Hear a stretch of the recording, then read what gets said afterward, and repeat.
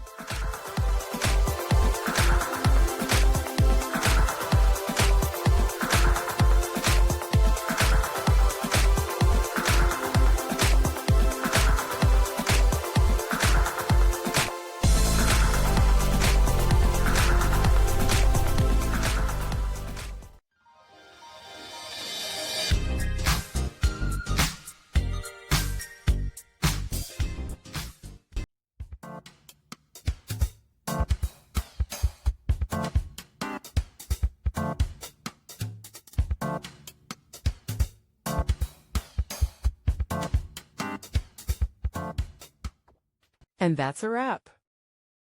I hope you found the answer you were looking for. If you did, take a second to hit that subscribe button. It really helps out. And let me know in the comments which solution worked best for you. See you next time in the debug zone.